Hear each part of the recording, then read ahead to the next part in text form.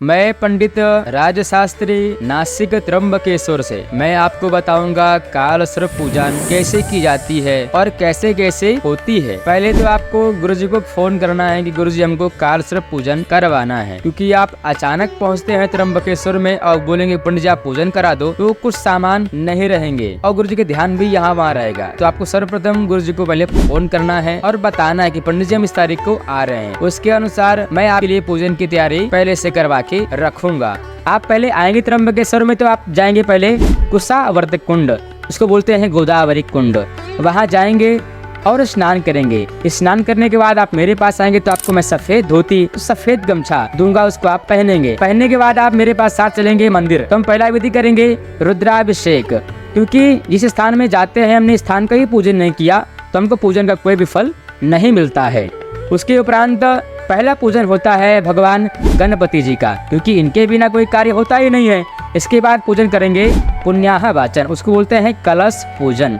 इसमें जो आपका दोष है काल सर्प हो गया, चाहे वो पितृदोष हो गया, चाहे वो किसी प्रकार से ग्रहों की पूजन हो गया, वो सब 20 प्रकार के अनुसार सब बाहर फेंका जाता है। उसके उपरांत जो आपका पूजन का फल है उसको बोलते हैं अमृत, उससे आपका अभिषेक किया जाता है। अभिषेक के उपरांत आप विधि करेंगे आपके जो कुल देवी है, क्योंकि पूजा में आप देखे होंगे कि सबसे पहले पूजा किसकी होती है, भगवान गणपति की, और होती है पूजा अपने कुल देवता और कुल देवी की, क्योंकि इनकी पूजा के बिना हमारा कोई कार्य संभव ही नहीं है।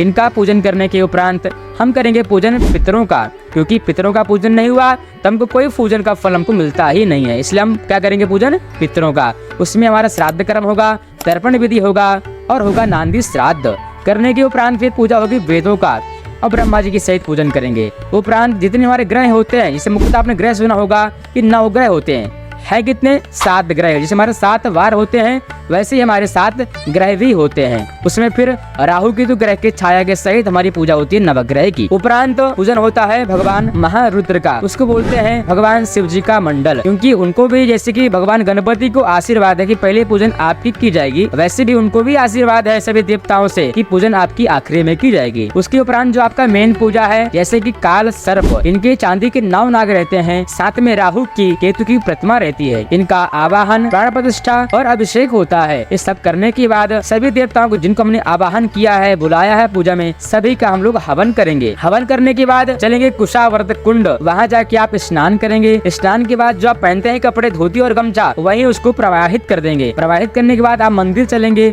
जो मेन मंदिर है त्र्यंबकेश्वर भगवान का, वहाँ जाके दर्शन करेंगे। दर्शन करते ही हमारी विधि पूजन की समाप्त हो जाती है और दर्शन करने के उपरांत हमको पूजन का फल मिलना स्टार्ट हो जाता है। ओम नमः शिवाय, हर हर महादेव।